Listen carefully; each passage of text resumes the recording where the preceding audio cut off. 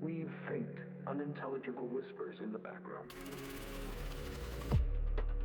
The subconscious, it's the force that's already shaped every decision you've ever made, every relationship you've formed, and every reality you've created in your life. Our ancestors knew about this force. The Egyptian mystics called it Ba. The Vedic named it the Antahkarana. Ancient Greeks referred to it as the unconscious soul. But here's what's fascinating. Modern science has finally caught up to what these ancient civilizations knew thousands of years ago.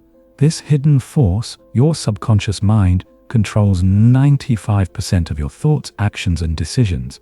It isn't just a backdrop for your thoughts, you know. The subconscious is the silent sculptor of your beliefs, habits, and choices, a hidden hand shaping your reality. Yet it mostly runs on autopilot, guided by forces you barely notice, like whispers in the dark. So, what if you could take the reins? Steer this influence? Align it with your deepest desires. Ancient thinkers, they knew this.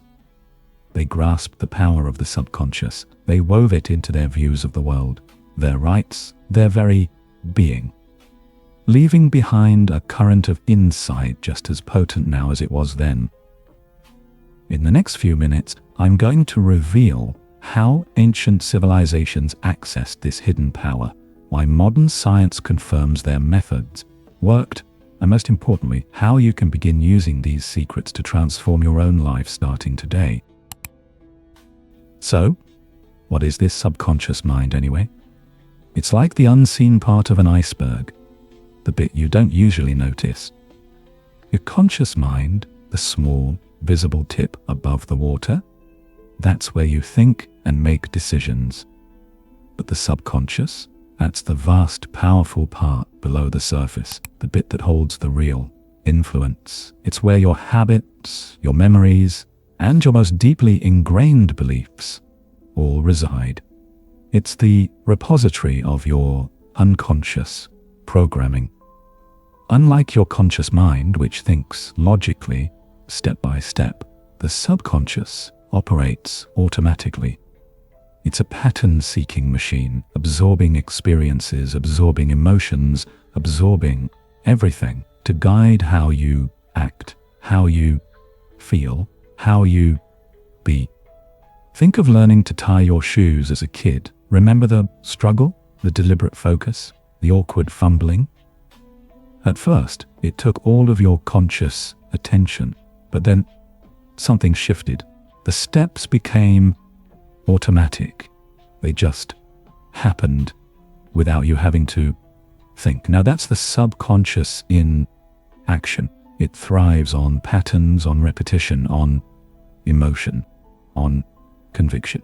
It seamlessly weaves learned behaviors into your everyday life, or making them invisible, making them effortless, making them you. But there's a catch, a twist in the tail.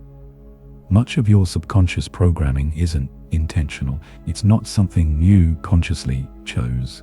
It's shaped by your earliest years, by your culture, by the people around you who, let's be honest, weren't always the best programmers.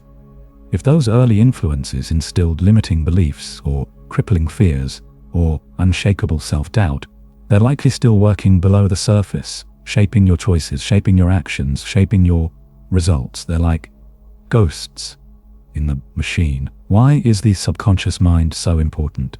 Simply put, it's how we store our patterns, our default settings, our automatic responses. To really grasp its importance, think of this. 95% of your thoughts, your feelings, your actions, they originate there. The conscious mind, it's just the tip of the iceberg. The subconscious is the engine, the power plant, the operating system, running in the background, dictating everything from how you react to stress to the opportunities you even see. It's the unseen force shaping the very fabric of your reality. But unlike a computer, it's not fixed. It's not rigid. It's malleable, constantly influenced by your environment, by your experiences, by your choices. When you consciously try to make a change, like becoming more confident, or breaking a bad habit, or achieving a long-held goal, and you feel resistance, that's often your subconscious clashing with your conscious desires. It's like two forces pulling in different directions. Maybe you consciously strive for success, but deep down, your subconscious has linked success with stress, or with failure, or with some other equally unpleasant outcome, so it sabotages your best efforts. And this is why subconscious reprogramming is essential. It's the process of aligning your inner wiring with your conscious goals. It's about making your desires and your actions finally work together to create a state of harmony, of flow, of unwavering purpose. And what is subconscious reprogramming? Imagine buying a new music player, a powerful, high-tech device filled with potential. But then you realize it can't play anything until you upload music. Your subconscious mind is much the same. It's a powerful tool, yes. But the initial setup, the initial programming, that wasn't yours. During your first 7 years of life, your most formative years, your brain operates mostly in theta, a low vibrational frequency linked to imagination, linked to hypnosis, linked to impressionability. That's why children absorb behaviors. They absorb language, they absorb beliefs from their environment so effortlessly, so completely, so unconsciously. By the time you reach adulthood, that early programming, it becomes the very foundation of your habits, your perceptions. But much of that programming, it can be limiting, it can be disempowering, it can be downright destructive. Subconscious reprogramming is the process of identifying these outdated beliefs, these limiting patterns, and replacing them with new ones, with empowering ones, with ones that support your dreams, with ones that align with your highest potential. Unlike the conscious mind, which thrives on effort, on analysis, on hard work, the subconscious, it prefers relaxation, it prefers emotion, it prefers conviction. And effective reprogramming methods, they harness these preferences to create real, lasting transformation, to rewire your very being. To really get how to rewire your subconscious, you gotta know how it works, what it likes, what makes it tick. It's not like the conscious mind, which thrives on logic, analysis, and hard work. No, the subconscious has its own preferences, its own rules of the game, and these rules dictate what it absorbs, what it retains, and what it turns into your reality. So what does the subconscious mind actually respond to? What makes it open up? What makes it listen? First, relaxation. The subconscious is most open to suggestion when you're relaxed, at peace, and not fighting. Imagine your conscious mind as a guard at the gate of your subconscious, all vigilant and uptight. When you're relaxed, whether through meditation, mindfulness, or simply chilling in a peaceful place, that guard relaxes too, letting go of the leash. New ideas and new beliefs can then flow in like a river, finding its way to the sea.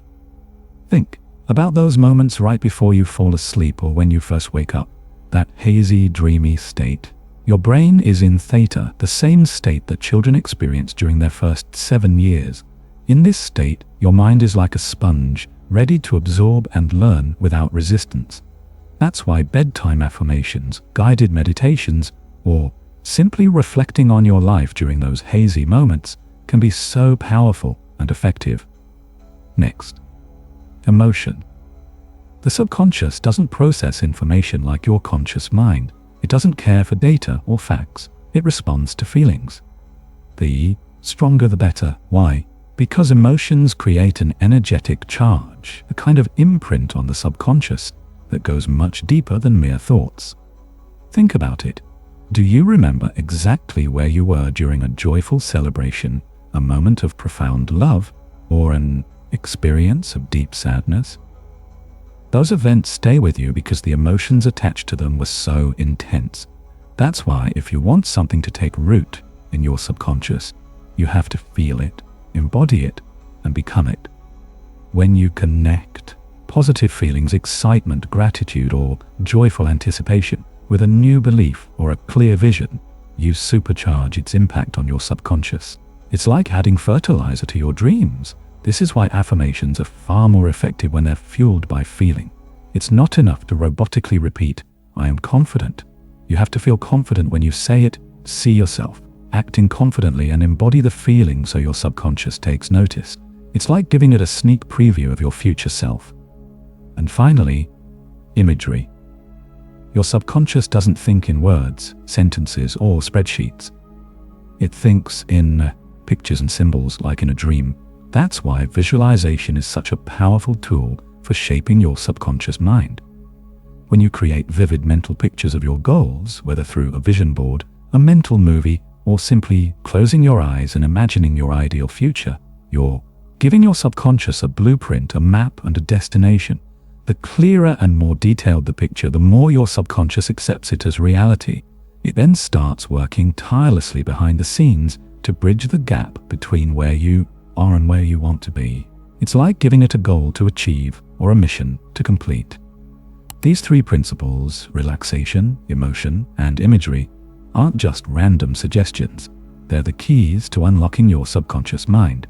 They're the pathways to rewiring your very being. But this isn't a new discovery. It's not some modern self-help invention. These concepts are deeply rooted in ancient wisdom and the understanding of civilizations that came before us. That brings us to the next part of our story, where we'll explore how different cultures understood and utilized this hidden power.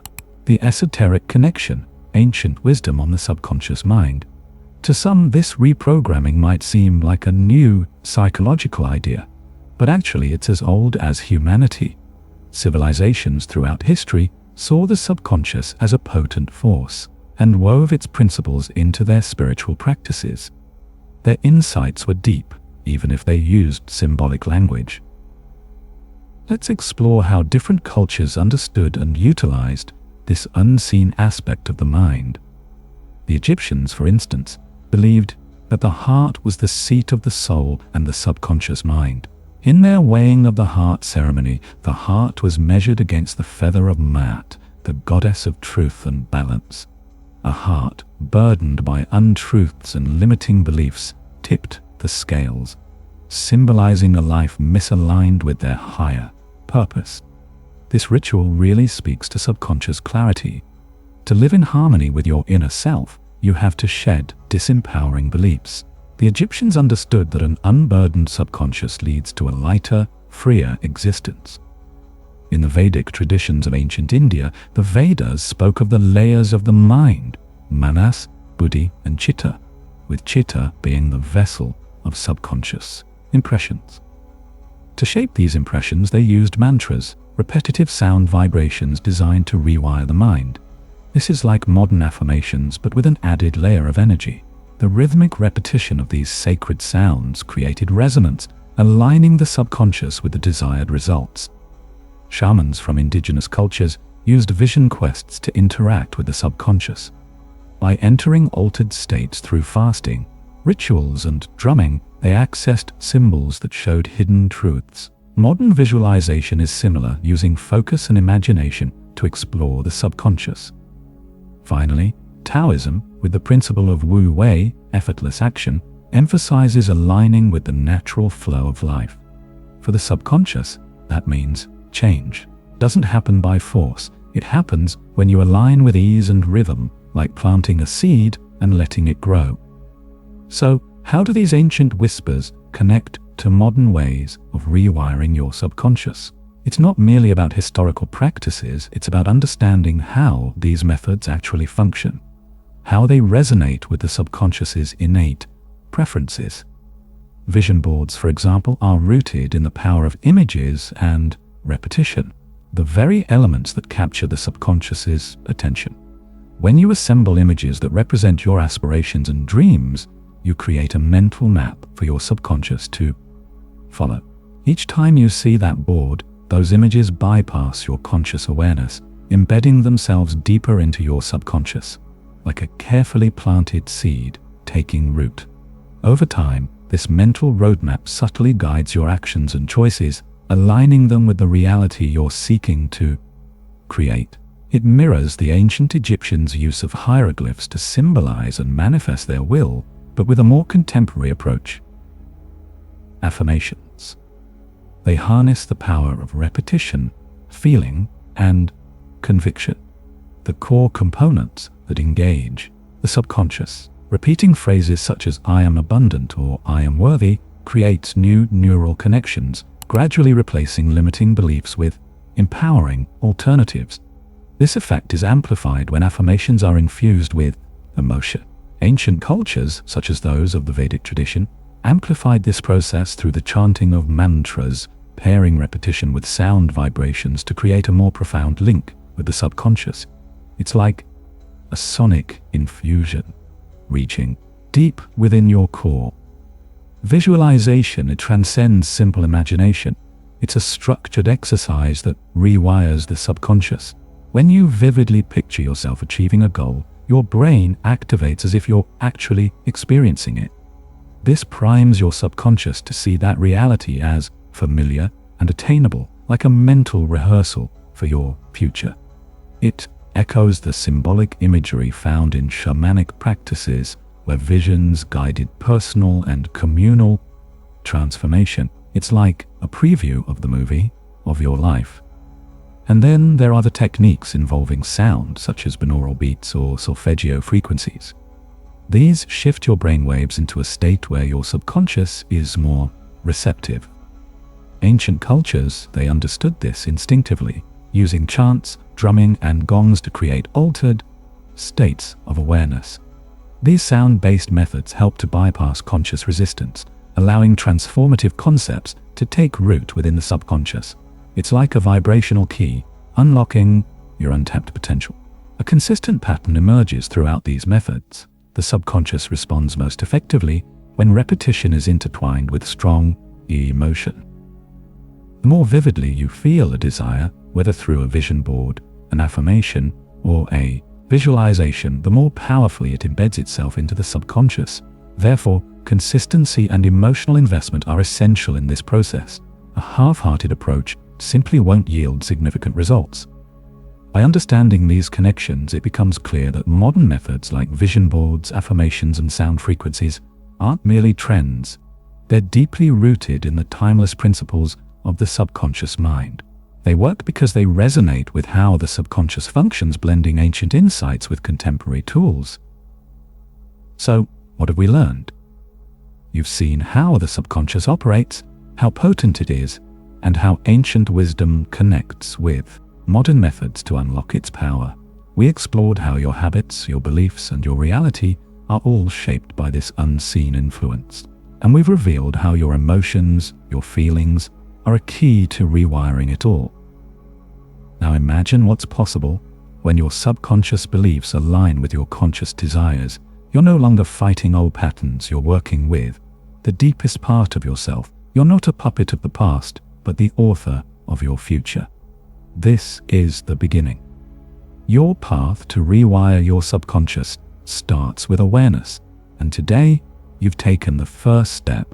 Stay tuned, because in the next chapter, we'll delve into the methods you can use to take control and create real change.